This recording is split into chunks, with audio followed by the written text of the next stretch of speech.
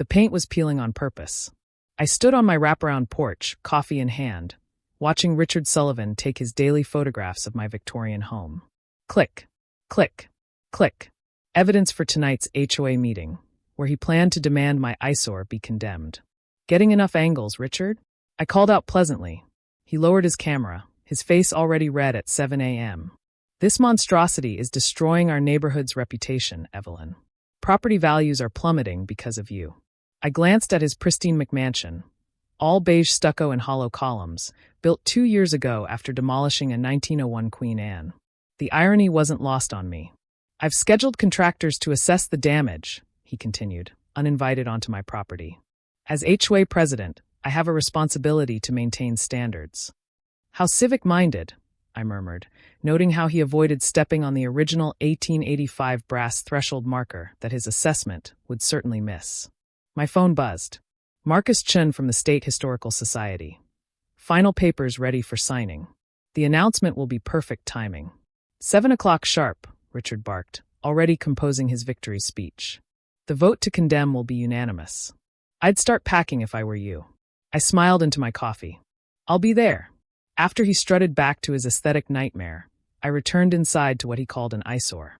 The original hardwood floors creaked under my feet. The same floors where Governor Morrison's children had played in 1892. The damaged crown molding he'd photographed was hand-carved by Italian artisans.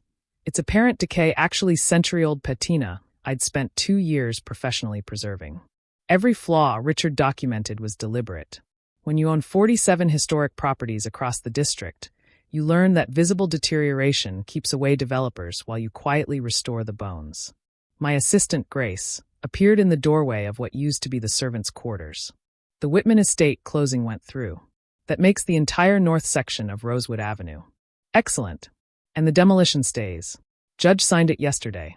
Every McMansion built after 2000 has 6 months to comply with historical district standards or face removal. I thought about Richard's reaction when he learned his modern monument to mediocrity would need to be demolished while my eyesore was protected in perpetuity. The Society's announcement? I asked. Tonight at 8. They'll interrupt the HOA meeting as planned. The Meridian Heights HOA met in the community center, a glass and steel box that replaced the 1920s ballroom Richard had condemned 3 years ago. I arrived to find the room packed, my neighbors armed with property value statistics and aesthetic offense testimonials. There she is, Richard announced as I took a seat in the back. The woman single-handedly destroying our community's reputation. Murmurs of agreement rippled through the crowd. I recognized several faces.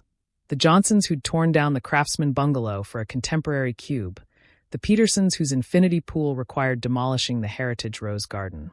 Let's review the evidence. Richard clicked through his slideshow. Peeling paint. Rotting wood. A roof that's practically caving in. This isn't just negligence, it's aggressive destruction of property values. My home sold for $30,000 less because of that eyesore, Linda Patterson called out. Buyers took one look and ran. Interesting, considering I'd purchased Linda's home through a shell company last week. She just didn't know it yet. The safety concerns alone, Richard continued, building momentum. Children walk past that death trap daily. When, not if, someone gets hurt, we'll all be liable. More murmurs of agreement. I sat quietly, checking my watch. 7:47 p.m.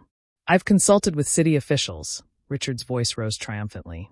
Code enforcement has agreed to fast-track condemnation proceedings. Within 30 days, that blight will be demolished. What about the owner? Someone asked. Richard's smile was cruel. Evelyn clearly can't afford proper maintenance. I'm sure she'll be happier in a nice apartment complex. Somewhere more suitable. Like Riverside Commons? I asked mildly. Exactly, he nodded. Basic but clean. More appropriate for someone in her situation. Riverside Commons. Which I also owned, though he didn't know that either. I've prepared the formal petition. Richard held up a stack of papers. Once we vote, the city will have no choice but to act. All in favor of condemning the property at 485 Rosewood. The doors burst open. Apologies for interrupting. Dr. Margaret Henshaw, president of the State Historical Society, strode in with a small entourage. But we have an announcement that affects this community. Richard's face flushed. Excuse me, this is a private meeting. Concerning properties within the newly designated Meridian Heights Historical District, she continued smoothly. Which makes it very much our concern. Historical district? Richard sputtered. What historical district? Dr. Henshaw smiled. The one established by our largest benefactor's donation of 47 authenticated historical properties, creating the most comprehensive preserved neighborhood in the state. She clicked a remote, and Richard's slideshow was replaced by a map. Every property I'd quietly acquired over the past decade glowed in gold. Effective immediately, these properties are protected under the State Historical Preservation Act. Any modifications require approval from our board. But Richard stared at the map showing his house surrounded by my properties. This is impossible. Who would? Ms. Evelyn Thorne, Dr. Henshaw turned to me. Would you care to say a few words about your vision for the district? The room turned as I stood, every face a study in shock. The house at 485 Rosewood, I began, walking to the front, was built in 1885 by master craftsman Joseph Bellingham. What Mr. Sullivan photographed as peeling paint is actually the original milk paint, preserved using museum-quality techniques. I clicked to my own slideshow, showing the transformation happening behind the deliberately distressed exterior. The rotting wood contains hand-carved details that predate the mass production era. The dangerous roof features slate tiles from the Morrison quarry, each one numbered and historically significant. You, Richard's voice cracked. You own every original home you and your associates haven't destroyed yet, I confirmed. Purchased as you drove out longtime residents with your modernization campaigns. The Whitman estate, the Morrison cottage, the entire row of Victorians you called tear-down opportunities. Dr. Henshaw stepped forward again. Ms. Thorne's donation includes a $50 million endowment for restoration and education. The Meridian Heights Historical District will showcase authentic period architecture, with guided tours beginning next month. Tours? Linda Patterson's voice was faint. Oh yes, I smiled, highlighting the contrast between preserved historical homes and the newer additions. I believe your glass cube will be particularly educational, Linda. A perfect example of what not to do. Furthermore, Dr. Henshaw continued, structures built after 2000 that don't comply with historical district standards must be modified or removed.